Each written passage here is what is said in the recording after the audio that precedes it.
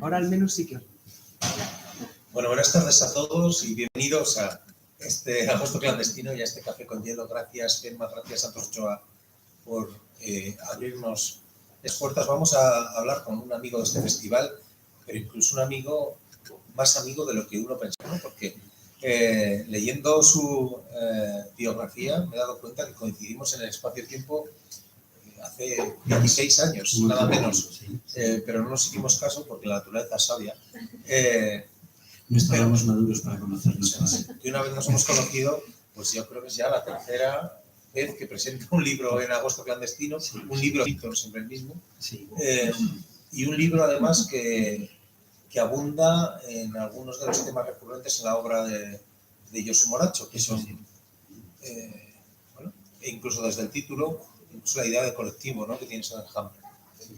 Lo colectivo, la preocupación social, y además desde un punto de vista didáctico, diría que es un compromiso didáctico, ¿no? Porque su libro es un recorrido sobre diferentes temas, diferentes espacios, algunos los hemos podido compartir. Hay un poema estupendo y muy emocionante a la barranca, el cementerio civil del Ardero, y quiero pensar que solo algo de culpa tenemos en los actos que organizamos allí. Y bueno, querría que me contases un poquito qué ha ocurrido desde Uria Mística, que es el último libro que presentaste aquí, hasta este Enjambre. Aparte del cambio de editorial, aunque Amargor es vieja conocida tuya, ya es tu casa. ¿Qué ha ocurrido con tu voz? ¿Qué ha pasado? Bueno, el COVID, el caminar en incertidumbre, el quedar pues, en manos de la intemperie. Yo he comentado con muchos amigos, algunos pues les ha limitado tremendamente pues, el hecho de la escritura. A mí me ha pasado justo todo lo contrario. O sea, yo he escrito, pero por un tubo, o sea, he escrito un montón. Pues porque me sugería, porque tenía material y sobre todo tenía ideas para desarrollar desde ahí. Entonces, pues bueno, pues hay una serie de libros que ya están terminados y que irán saliendo poco a poco, pero en ningún momento pues me he parado, no he podido parar. La poesía no admite parones, por así decirlo. Fíjate, hay una cosa en la que redundas, que es la poesía de aliento largo, ¿no? Sí. Pero también en un libro de un grosor interesante. Y a mí esto me preocupa, porque a la hora de plantear, llama la atención, porque a la hora de mantener la intensidad, que lo logras, de un poemario, ¿no?, la tensión que tiene que tener el poemario como conjunto y libro, sí. Entiendo que la extensión es una dificultad, pero las hablas bien, ¿no? Esto sucede. Lo que intento es mezclar unos largos con otros más cortos que sean como los eslabones de la cadena, ¿no? Hay una línea, evidentemente, el enjambre. Ahora explicaré por qué el enjambre pues es la centralidad del libro, etc. Pero, bueno, pues esa línea intenta mantenerse pues, desde dos puntos de vista que yo suelo decir. La cera y la miel. La cera es la denuncia, ¿eh? Dar cera es dar denuncia, ¿eh? Eso es lo típico que hace el poeta. Y la miel, pues es aportar la esperanza, la ternura, la compasión. Mi moza me suele decir muchas veces, no te quedes en la cera.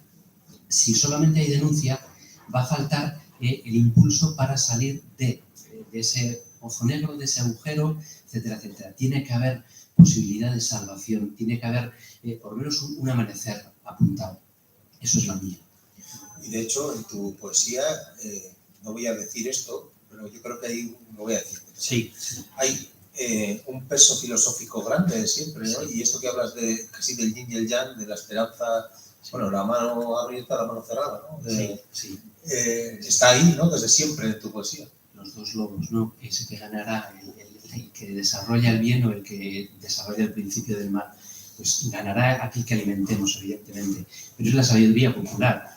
En el fondo, de ahí va precisamente la característica de lo que es un enjambre. Un enjambre aparentemente es algo pues, caótico, pero sin embargo cuando te acercas a él, pues hay un orden dentro de ese enjambre. Y eso es lo que llama la atención y lo que a mí me llamó más la atención. Es llamativo, ¿no? Tú quedas para comer marisco con tus amigos, se convierte en un tema. Sí. Quedas la cita del Ejército Zapatista de Liberación Nacional, se convierte en un tema. Al final todo eso convive con muchísima naturalidad en tus poemas. ¿Cómo es eso? Pues sencillamente es la mirada. O sea, cuando se tiene una mirada y se cultiva esa mirada y se educa esa mirada y se convive desde todos los ámbitos y puntos de vista y todas las perspectivas, se intenta ver más allá de lo que hay. Entonces, esa riqueza es la que luego puede aparecer en un poema. Yo siempre digo que hay pues, ideas o imágenes que son lanzaderas de poemas, de otras imágenes. Cuando esas imágenes encadenan unas con otras, forman ya un eslabón. Si el eslabón continúa, pues evidentemente eso desarrolla una cadena de liberación, porque cualquiera de esas cosas no sirve para atar, sino simplemente para mantenerse unidos. Eso sería un nudo dentro de lo que es una red, una amalgama, una maraña, una telaraña. Sería así. Sí, ya por ahí. Ya me voy a meter yo en harina también. Tú crees mucho y participas en colectivos y en la acción social de la poesía, ¿no? En el poder social casi transformador de la poesía, sí. Cosa que compartimos, pero ¿realmente qué puede la poesía? Es la eterna pregunta. El poeta es un gestor de la propia mirada. Y cuando da el salto a gestar también la mirada de los otros, se convierte en un poeta social. Esa poesía social implica atreverse a gestionar y a ser gestor de la mirada de los colectivos que tienen dificultades, problemas, compromisos, que necesitan solidaridad, que necesitan un apoyo, una voz que pues vosotros no la tienen. La voz de los sin voz. Eso decían de Monseñor Romero, por ejemplo. Él era la voz de los sin voz y por eso lo mataron. A muchos poetas han quitado del medio por ser la voz de los sin voz. Nosotros en el primer mundo lo tenemos muy fácil. Nuestra voz es mínima y está incluso aupada, almohadillada, etcétera, etcétera. En otros países estoy convencido que por decirlo, que muchas de las cosas que puedo decir yo aquí, pues sencillamente no pasarían de una noche, ¿no? Ahí hay un poema que se llama La balacera y que precisamente habla de eso. ¿Puedes leerlo? Sí. ¿Para qué es, no? Sí, tengo que encontrarlo a ver dónde anda. Es que van a pensar, mi amigo Cabezón es un rollero, está aquí siempre contando cosas y en realidad vienen a verte a ti. La balacera. Por ejemplo, mirad, este no es un poema largo, dice así. Anoche se escucharon disparos sobre la casa, pero nadie prendió la luz. Nadie prendió la luz para leer lo que las balas escribieron en la pared. Hoy, de madrugada, todo el mundo mira el pentagrama dibujado sobre la pared encalada, sin comprenderlo. Es como una ola, dijo una muchachita de Tecún, pero este mar es de sangre, añadió su madre. Imposible tocar esta melodía, dijo el maestro. Mejor nos alegramos de que el adobe tuviera buena masa, de barro y paja, dijo el sindicalista. Entrada la mañana, los paramilitares, ya sin armas, se pararon delante de la pared acribillada para hacerse fotos. ¿Quién dijo que en este país en ruinas nunca pasaba nada? Pues, ahí va. Ayer Hilario Jiménez recordaba una cita de Juan Ramón Jiménez que decía que la única, ¿cómo decía? Para ser poeta lo que había que hacer es saber mirar, ¿no? Nada más, algo así, ¿no? La cita de Juan Ramón. Sí. ¿Tú crees que es función del poeta dejar memoria de estos sucesos? Porque esto de lo social que has dicho, estando muy de acuerdo, me hace pensar que lo cínico también es una cuestión social. Y no me parece social en sí mismo. El cultivo de lo cínico no tiene interés para la liberación de los pueblos. El cultivo de lo cínico tiene interés para un posicionamiento a favor del sistema. Y precisamente la poesía social va contra el sistema porque no deja crecer. Cuando el sistema conculca la palabra de los pobres, entonces ese sistema lo que hay que hacer sencillamente es cerrarle la boca. Entonces ese cinismo no sirve. Los cínicos quedan ahí aparte, en la Grecia se quedan ahí. Bueno, pues entonces volvamos al tema de la memoria. Sí. Hay muchos hechos en tu libro, muchos hechos históricos, muchos momentos que recuerdas y situaciones concretas. Recuerdas lo de la servilleta. Es que me he leído el libro, pero no quiero haceros spam. No, spoiler, es spoiler. Claro, entonces, ¿tú crees que es función del poeta esto de grabar casi esos hechos en la memoria, de dejar registro. A ver, mis poemas tienen una característica habitualmente, que cuentan historias, con un lenguaje muy sencillo. Quiero decir que cualquiera que lea el libro va a entender, sin necesidad de profundizar en las palabras, qué es lo que quiere decir, porque se entiende, se ve perfectamente. Luego, hay muchos poemas que están pensados para que los lea gente menuda, porque yo soy maestro de quinto y sexto de primaria en una escuela. Entonces, muchos de los poemas yo se los he leído a mis alumnos, porque han sido cosas que han pasado. Os voy a leer uno para que veáis la función de algo que realmente sucedió y cómo sucedió, porque está contado palabra a palabra, con mucho contenido, vais a ver. Si lo leo bien os estremecerá, y eso es lo que pretendo. Se llama El lugar en el que mueren los pájaros. Y dice así: vinieron a decirme que habían encontrado una paloma muerta en medio del patio del colegio. Ya ves, algo que muere en un lugar donde solo cabe la vida y la alegría. Fui y recogí al pobre animal aún caliente con mis manos desnudas. Le hice un huacal para llevarlo lejos de sus ojos asombrados y sentí como su pequeña cabeza se descolgaba del cuerpo y se balanceaba al caminar. Entonces la cubrí con mi mano y tapé así la muerte sin llegarla a negar. Ellos y ellas me seguían en silencio, como un séquito.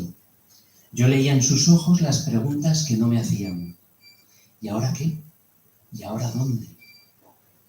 Cuando llegamos al aula, le rogué que extendieran el periódico de ayer por el centro. Bastaron las 4 hojas del suplemento dominical. Fabriqué un pequeño ataúd de papel para un ser que había tenido sueños de viento. Me imaginé que de alguna manera todo eso le haría volar. Lo coloqué con cuidado al lado de las 3 papeleras de reciclaje. La verde para lo orgánico, el azul para el papel, la amarilla para el plástico y los envases. Y allí estuvo la paloma de cuerpo presente durante toda la mañana. Matemáticas, sociales, lenguaje. En tutoría hablamos de lo que significa perder y dejar ir. Algunos dijeron que volar también era una forma de marcharse. Hablamos de la quietud y del silencio cuando son impuestos. Incluso imitamos el zureo de una paloma. Ninguno se rió. Ninguno vino hasta la mesa a sacar punta a sus lápices de colores. Ninguno tiró su papel del almuerzo en la papelera. A la salida, me despedí de ellos y me llevé la paloma muerta en el interior de una bolsa comercial. Sé que me siguieron con la vista hasta que doblé la esquina. Ninguno me vio arrojarla en el contenedor.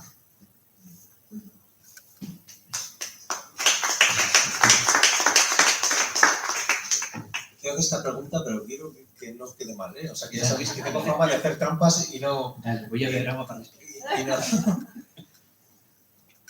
Está el hecho, yo comparto, de dejar registro, captar de alguna manera ese mirar que yo creo que es la función del poeta, ¿no?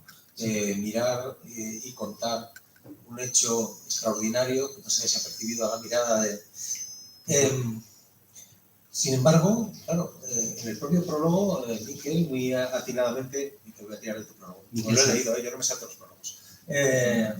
Es un gran prólogo. Recuerda el poema de Vircho, sí, que dice precisamente en sus últimos versos: no permitas que nadie diga lo que ves y lo que has de ver. Sin embargo, nosotros estamos contando como poetas, sí, hechos concretos que queremos que no pasen desapercibidos y de los que dejamos registro. No hay una tensión contradictoria ahí. Puede ser. La realidad es paradójica. Evidentemente tú tienes un punto de vista. Actuamos desde una perspectiva, todos. Es indivisible, o sea, es inviable hacerlo de otra manera, ¿no? Yo pienso que el primer viaje que hace una persona siempre es hacia el interior. Ese viaje consiste en enraizarse. Cuando se enraiza ya toma postura, ya toma raíz, toma suelo, toma base. Y desde ahí es donde habla. Habla desde un suelo que se nutre. Habla de unos libros que lee, de un ambiente en el que vive, de unos nutrientes en esa tierra. Habla de una tierra, desde ahí vive. Evidentemente esta tierra no es la misma que otra tierra. Tiene otras raíces distintas, otra red de nudos. Entonces se habla desde ahí, se habla desde lo que se conoce, desde lo que se vive. Se da testimonio desde ahí, desde ese punto de vista, desde esa perspectiva. Entonces sí, eso es inevitable. Y puede ser paradójico dar normas para hablar de una manera o pensar de otra, pero es que en el fondo cada uno habla desde donde es y desde lo que vive. Y yo me he sentido muy identificado hasta el punto de que la única persona que ha leído mi novela, que está aquí hoy, sabe que Miguel Strogoff tiene una importancia interesante en mi novela. Y en tu poemario, curiosamente, ese momento en el que Miguel Strogoff se sigue fingiendo ciego, esa ceguera autoimpuesta, que es una metáfora maravillosa, por cierto, me ha parecido pues, que explicaba y que respondías a mi propia pregunta, pero bueno, voy a... Sí, quiero leer ese, es el poema de Nadia Fedor.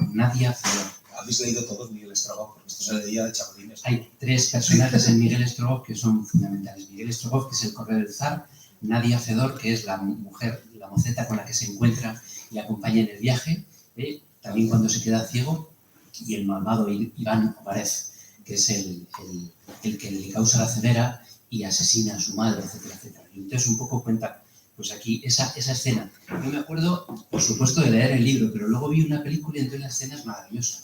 Y la cuento aquí, la relato. Dice así. El poema se llama Nadia Fedor.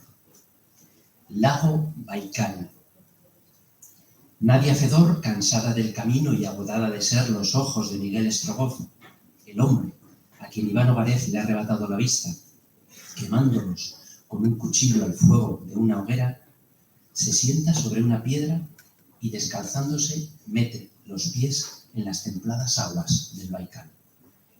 Miguel, con la mirada perdida, pone sus ojos en el agua, donde Nadia acaba de zambullirse, tras quitarse la ropa en la confianza de la ceguera de quien era el capitán de los correos del zar y en la soledad de las cálidas aguas del verano.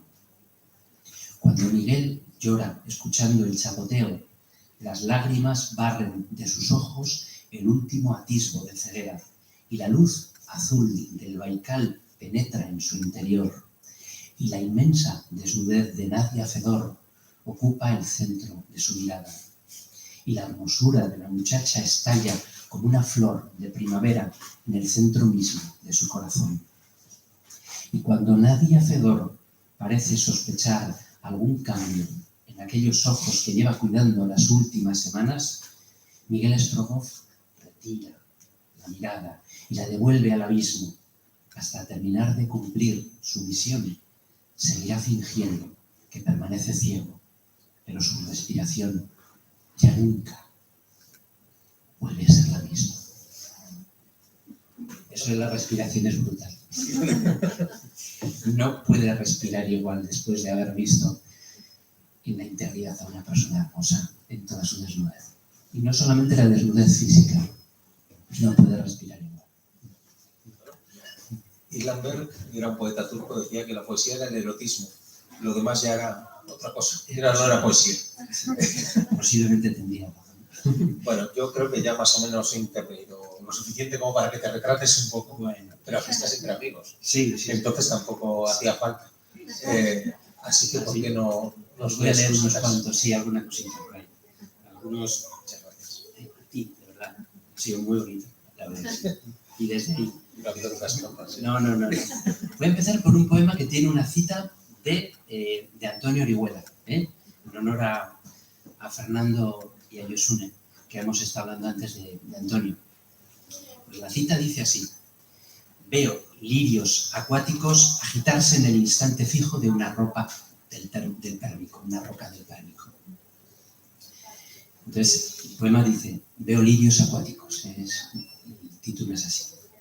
He soñado con Mantegna, en el instante que pintaba a Cristo muerto sobre una losa de piedra, en la misma postura que luego estaría el Che Guevara en el lavadero de la higuera. Y los dos estaban muertos, y los dos estaban vivos. He estado en la selva lacandona de Chiapas, en el encuentro entre Manuel Vázquez Montalbán y el subcomandante Marcos, en el lugar en que las miradas se cruzan sobre la mesa, hecha de tablas de ceiba, donde se celebran las ruedas de prensa y las actas de las asambleas populares, y se coloca el huipil maya como tapete, justo en el momento en que el portavoz del EZLN le regalaba su rostro sin pasamontañas al compañero Manuel, que lo guardaría para siempre en su memoria. He hablado con Teilhard de Chardin cuando escribía por las noches su himno del universo y bendecía la materia. Evolución irresistible, realidad siempre naciente. Y luego cerraba los ojos para tomar el aliento del ser y de la vida en medio del silencio incandescente. He acompañado a Paul Celan hasta la balaustrada del puente de Mirabeau y he visto desde la altura las mismas aguas del Sena que él vería antes de beberse de un sorbo lo que le quedaba de vida, lo que le sobraba de muerte. He visto al último de los simios, al primero de los homínidos bajando de los árboles de la floresta y ponerse en pie, erguido y sólido, mirando la maleza de hierbas, preguntándose cuándo llegaría el momento en que comenzaríamos a ser humana humanidad.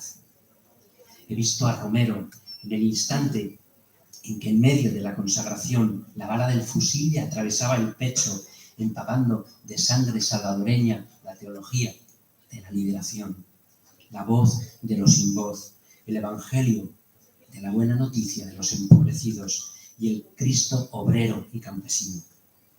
He vivido el tiempo del corazón insurrecto, del polvo de las estrellas, de la anarquía que enciende a los pueblos, de la lucha libertaria, la madrugada en la que la luz ha dejado de ser una tentación, en la vanguardia obrera, en la calle Borroca, en las barricadas de adoquines y neumáticos incendiados y en la consagración del yo poético que empeña el alma y la palabra. He tomado la luz de las pequeñas luciérnagas, de las antorchas de aceite, de los ocotes encendidos en las trochas de montaña, de las candilejas nocturnas y del vuelo acorazado de las polillas sobre las llantas prendidas con las que se abre el camino hacia la madrugada. He sido mujer, obrera, campesina, esclava, libre de las barriadas tupamaras, en los quilombos, en las minas de Colquiri con Domitila Chungara, en la selva maya con Rosalina Tuyuk y Rigoberta Menchú, en los palenques con Landera, en las ruinas de Angkor con las constructoras de catedrales, en Delfos, Lesbos, Esmirna, Atenas. He fundado pueblos, clanes, naciones enteras desde la tierra del vientre. He sido Venus, Isis, Astarte, Amazona, Jíbaro, Comanche, Maya, Lacandona, Inca, Azteca, Zapatista, guerrillera, chamán, mujer de hierbas, poeta, pintora de las paredes del Paleolítico, afiladora de los instrumentos de música y ritmo en la hoguera de cada noche, loba entre los lobos, mujer serpiente, mujer quetzal, anfitriona de dioses y de hombres, compañera de camino, maestra de la tierra y de la alma. Un mito para que se os caiga. Cenicienta. Es muy cortito, son 4 líneas, dice así. La historia no fue tal como nos la contaron. De hecho, alguien dijo que Cenicienta solo quería bailar durante toda la noche. Otro mito más que se nos hace añicos, como un zapatito de cristal. Los que conocéis a Huberto Stabile, que es un poeta del sur, de Punta Umbría, me parece que es. Nació en Valencia, pero sí, vive por allá. Él tiene un poema que habla, se llama Paisa, que es pues, de África, con la voz que él lo pone, que es una maravilla, que yo cada vez que lo leo y lo oigo, pues es maravilloso. Entonces yo intenté hacer algo muy sencillito, por supuesto desde otro enfoque, con algo que a mí me sucedió un 14 de julio de 2010, justo antes del COVID, ¿vale? Del 19. El 14 de julio yo iba por la calle, delante de la cepa, por el bar La Cepa, ¿cómo se llama la calle esa? Jarauta, ¿no? Jarauta, es el inicio de Jarauta, ¿vale? La Cepa. Y entonces me pasó esto. El poema se llama Alibaba y dice así: tú, amigo, hijo, ¿de dónde eres? Hoy yo no trabaja, hoy yo fiesta, no vendo nada a ti. Yo, Senegal, lejos, calor, tierra, patera, otro mundo. Yo regalo a ti pulsera de elefante, buena suerte, mucha buena suerte. Yo traer mar, tierra, Senegal, venir en patera, ver morir muchos. Yo no morir, elefante, venir conmigo. Tú dame algo para comer, hoy yo no trabajo, hoy yo no vendo nada a ti, hoy yo fiesta.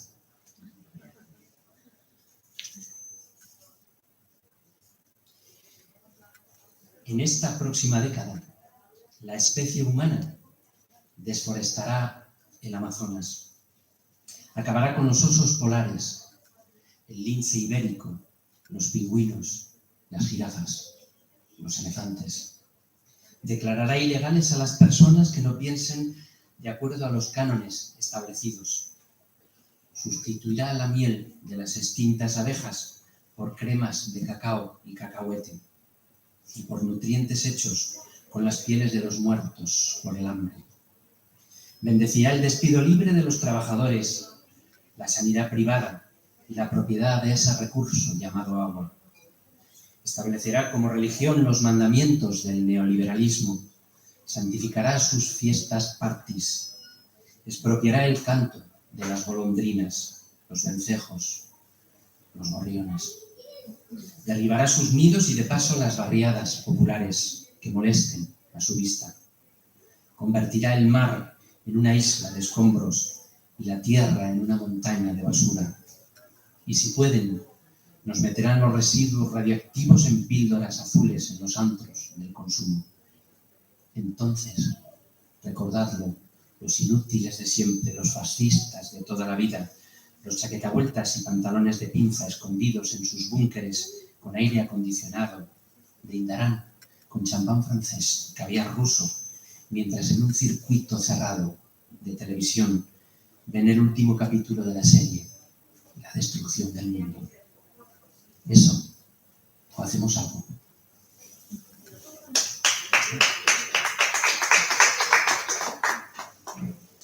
Propongo enseñar a nuestros hijos e hijas a utilizar desde el jardín de infancia un destornillador de estrella para aflojar los grillos y los tornillos con que a lo largo de su vida les va a apretar el sistema.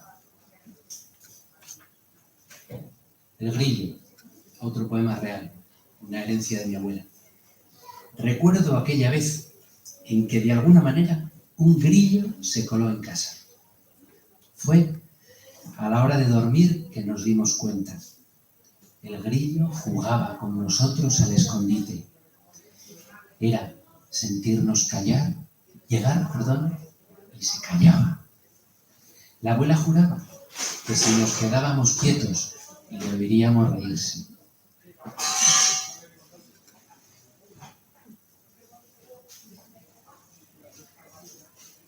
Créeme, antes de que muerda la serpiente, la grulla va a tener su oportunidad. Siempre pasa así. Un libro que hay que leer, a Virginia Woolf y una habitación propia, ¿vale?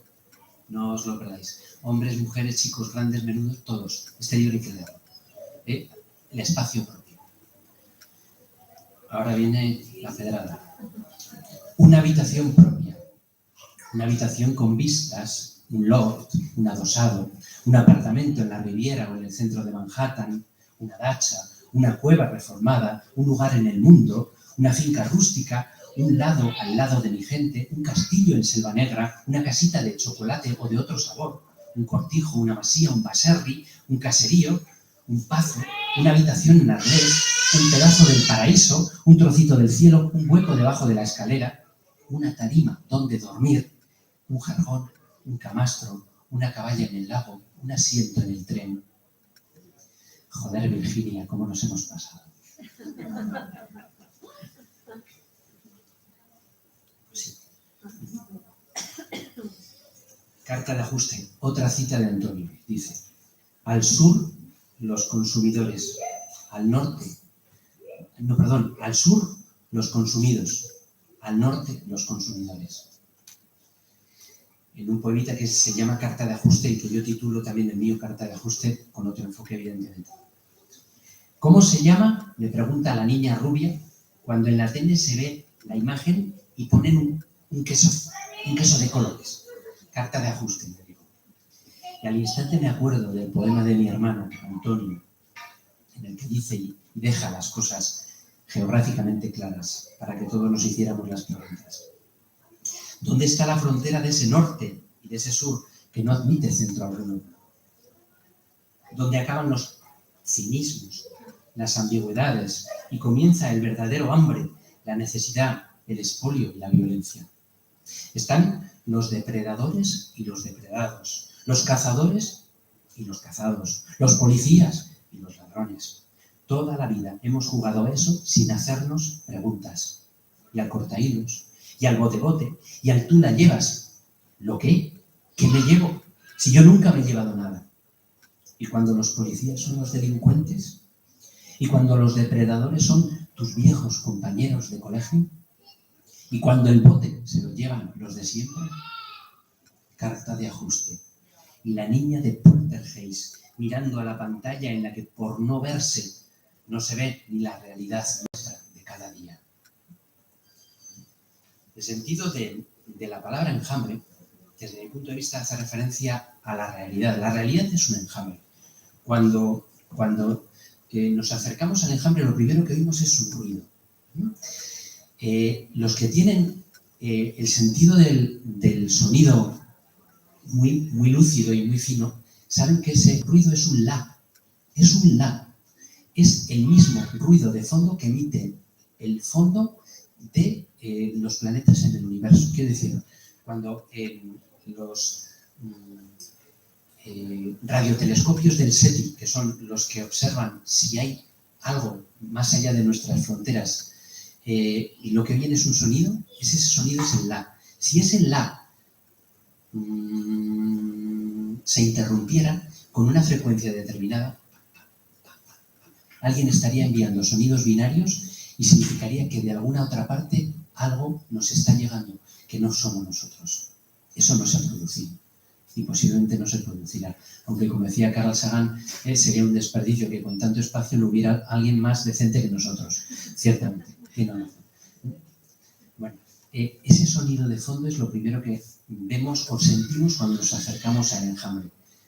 Entramos dentro del enjambre y ¿qué es lo que pasa? Pues pasa que la entropía, eso que es el desorden, el caos, el segundo principio de la termodinámica, ese que dice que estamos condenados a morir de frío después de que hayamos muerto de calor, porque el calentamiento global lo primero nos va a llevar a morir de calor y luego de frío, cuando todas las partículas ya se separen unas de otras y no haya ninguna interacción, y eso se llama el universo estático. Entonces, cuando muramos de frío, entonces eso será el estado de máxima entropía y será el momento de mayor orden. A lo mejor en ese Big Bang extendido hasta el infinito, luego viene un Big Crunch que nos vuelve a juntar otra vez. Y quién sabe cuántas veces ha sucedido eso antes. Vete a saber. Eso es el enjambre. La realidad es un enjambre. Tú te acercas a la realidad desde tu punto de vista y ves caos.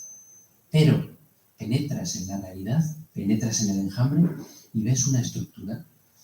Ves abejas que van danzando la danza de los 8 para indicar a sus compañeras dónde está la miel, dónde está el néctar de las flores, dónde hay flores de determinados colores para poder hacer miel. Los apicultores lo sabéis. Sí, sí. Están las obreras, están los zánganos, está la reina, están las colmenas perfectamente estructuradas, está la cera, está la miel. O sea que el segundo principio de la termodinámica que decía que íbamos a morir de frío, lo que vamos a morir es de gozo, probando la miel y endulzándonos la miel, los labios. No todo es lo que parece. El enjambre no es lo que parece.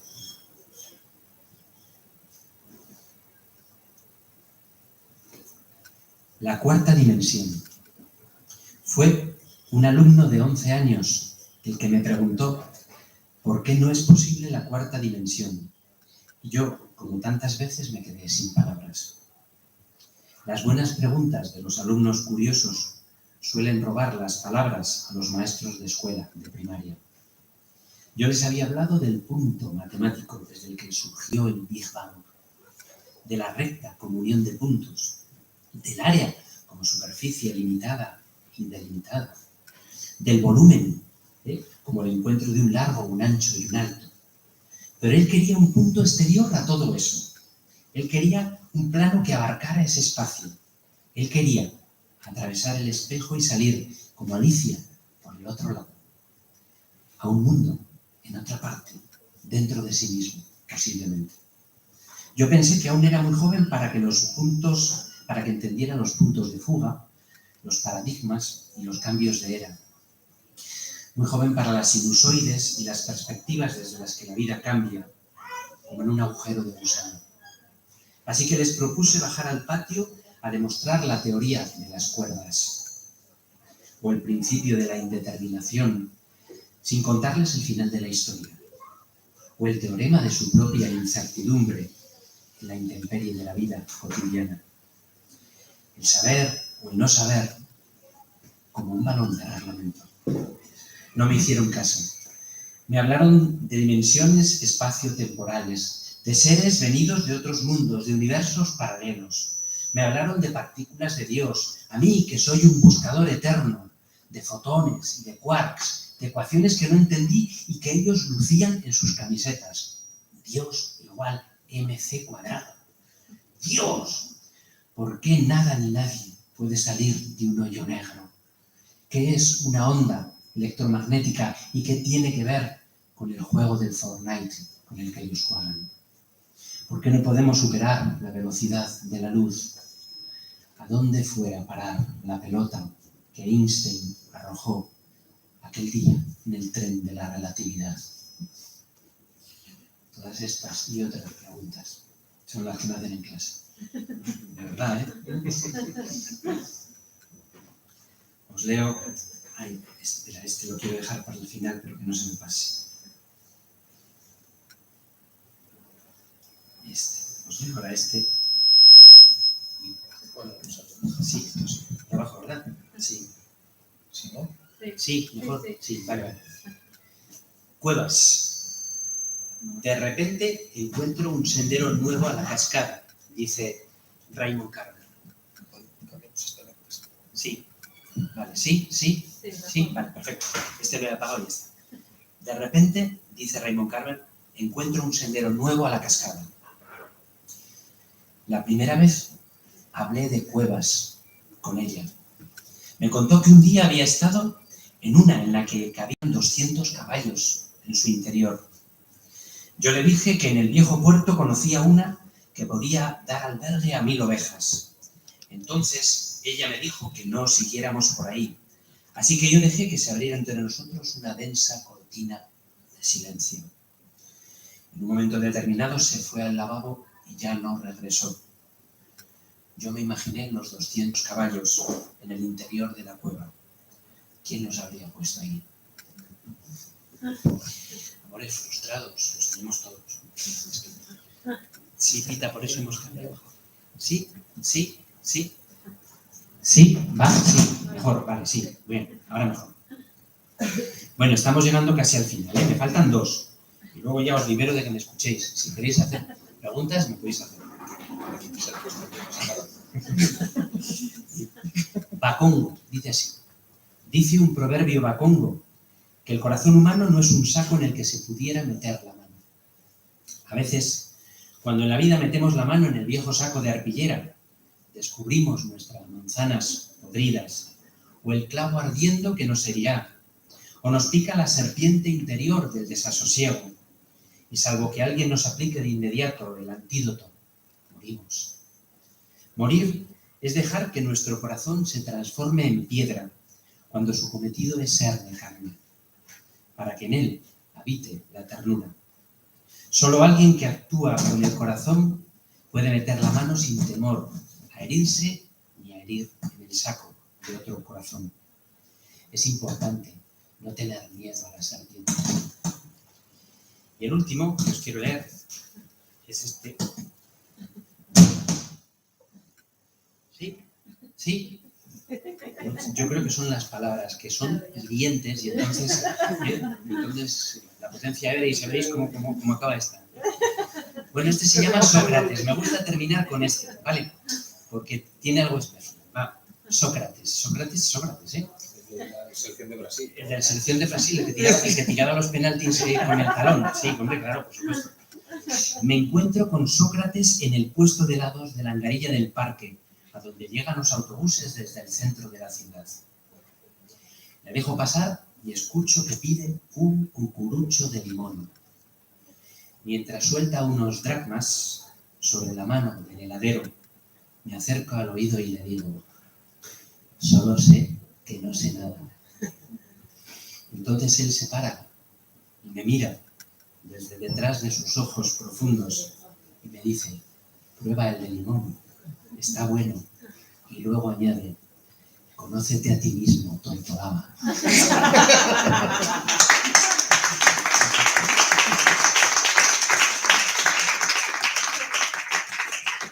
Bueno, bien, gracias. Nada, no te despides tan rápido. En este momento, si queréis hacer alguna intervención, alguna pregunta, algo, si estáis en desacuerdo radicalmente con el prólogo de Miquel, yo que sé, cualquier cosa, lo que os apetezca. Y si no, está guardándose folios, pero hemos visto. Sí. La portada es preciosa, es de Eva Giarnaus. Es una escritora, es una pintora también. Ella se dedica a hacer portadas de libros y cuando a mí me hizo esta portada yo le dije: jo, chica, ¿te has leído? Por supuesto que me he leído el libro, porque si no, no saca esta portada. Habla pues, de un hombre que le sale miel de las manos, pero es unas manos crucificadas, y hay distintas abejas puestas en su cuerpo, en el vientre, etcétera, etcétera, y por alrededor. Es un pedazo de... No sé si podemos ir con las portadas a Millán, ¿no? Bueno, iremos. ¿Queréis decir algo? No tengáis miedo. Si no queréis decir nada, yo he visto que ha traído un montón de poemas sueltos que no están en el libro.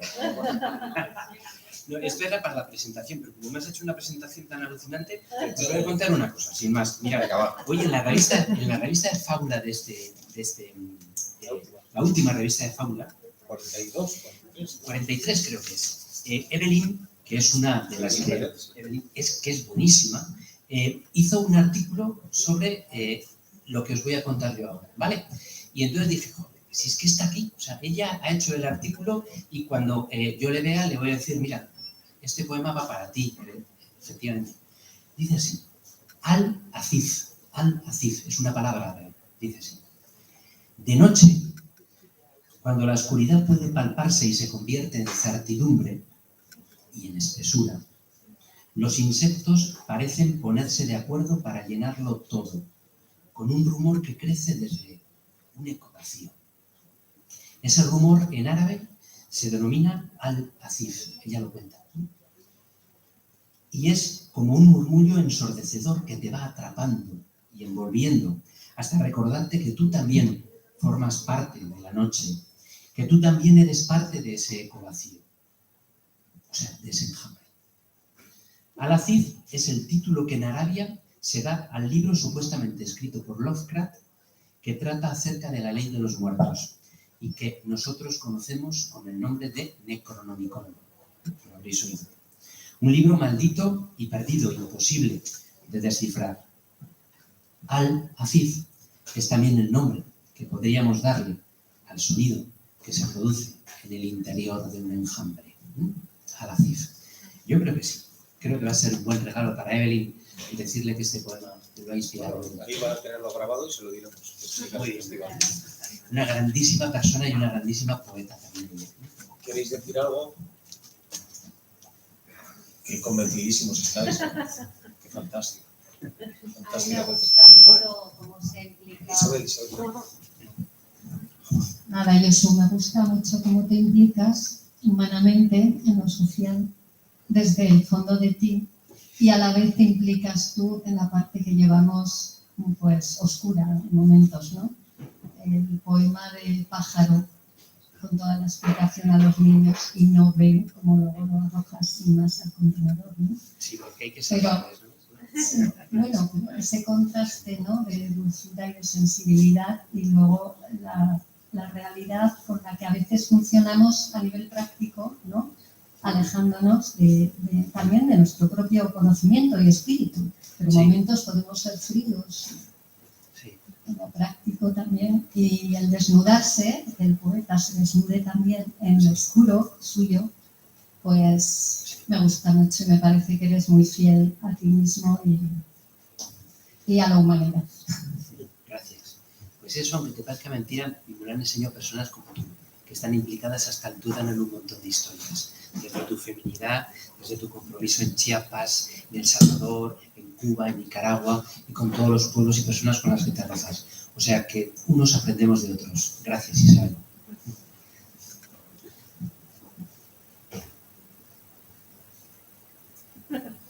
Iba a pasar un ángel, pero Ángel Cristo, por lo menos, por lo menos silencio. Bueno, pues si os parece bien, entonces es el momento de que aquellos que tengáis buen gusto os compréis el libro de Josu y os lo pueda dedicar. Y vamos a dar por cerrada la presentación. Muchísimas gracias, como siempre. Sí. Gracias a ti y a Santos Ochoa, la verdad, por la acogida y cariño.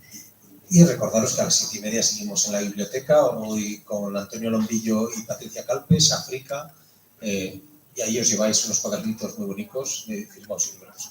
Así que muchísimas gracias, Josu. Sigue, esperamos el libro siguiente, sí, ya está. Porque ya eres un abonado al agosto clandestino ya. Y qué suerte tenemos. Pues, gracias.